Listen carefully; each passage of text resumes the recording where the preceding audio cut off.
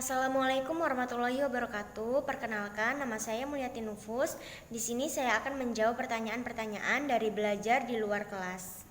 Pertanyaan yang pertama itu, apa pengertian dari fun learning? Nah, di sini fun learning itu merupakan proses belajar yang sepenuhnya itu menyenangkan bagi anak. Nah, jadi di sini proses belajarnya itu dapat memberikan suatu kenyamanan, kebahagiaan, kesenangan bagi si anak tersebut.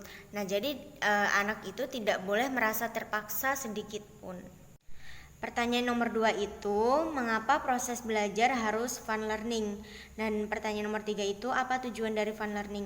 Nah, nomor 2 dan nomor 3 ini saling berkaitan satu sama lain, yang mana agar karakter minat belajarnya itu tumbuh secara intrinsik. Artinya anak itu mau belajar karena keinginannya sendiri gitu, tanpa adanya paksaan dari orang lain. Nah, selain itu juga agar anak itu menjadi bahagia gitu, sehingga anak itu senang gitu untuk belajar.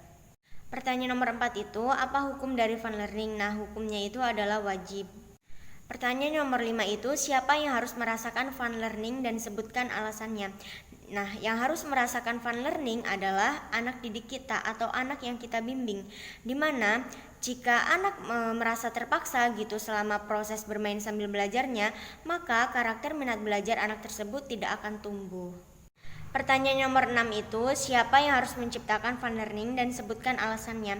Nah, yang menciptakan fun learning itu adalah motivator, di mana motivator ini memiliki tanggung jawab yang penuh gitu dalam menciptakan proses pembelajaran secara fun learning. Alasannya itu agar anak tertarik dan merasa senang selama mengikuti proses bermain sambil belajarnya, sehingga karakter minat belajar anak tersebut menjadi tumbuh. Pertanyaan nomor 7 itu, bagaimana cara menciptakan suasana yang fun learning? Nah, caranya itu kita sebagai motivator harus mengajak anak berdialog, bernyanyi, bercerita, mendongeng, serta kita bermain berbahasa Bimba.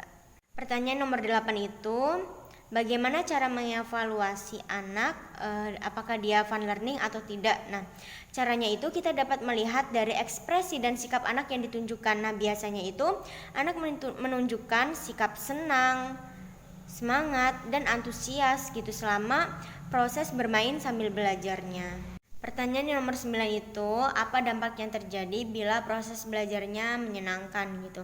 Nah, dampaknya itu anak tidak akan merasa bosan, tentunya dia akan merasakan senang, bersemangat, dan antusias selama kegiatan bermain sambil belajarnya. Dan selain itu juga karakter minat belajar anak itu akan menjadi tumbuh gitu.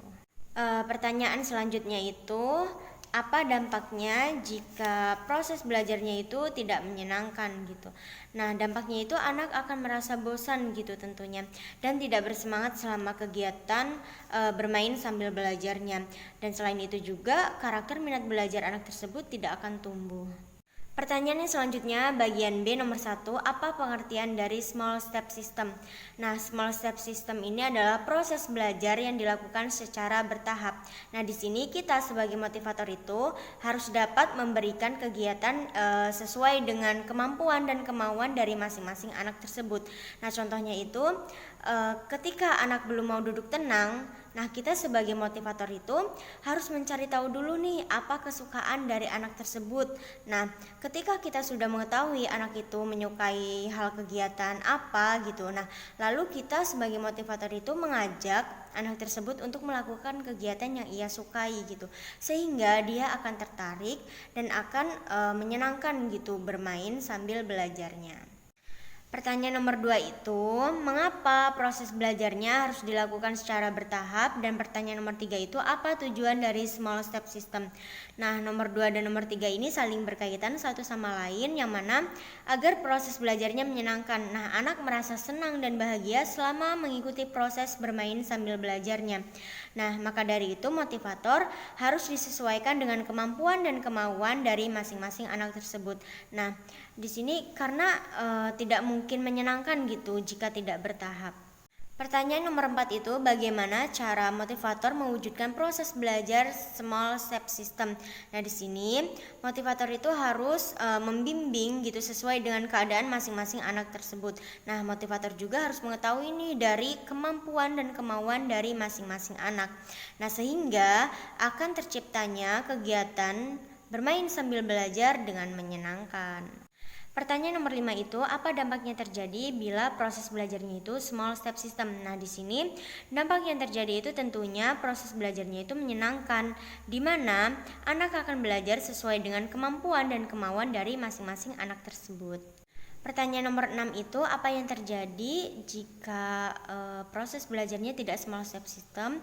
Nah, dampaknya itu anak akan merasa terpaksa gitu dan tidak akan terciptanya proses bermain sambil belajarnya dengan cara menyenangkan. Sekian jawaban dari saya, kurang lebihnya saya mohon maaf. Wassalamualaikum warahmatullahi wabarakatuh.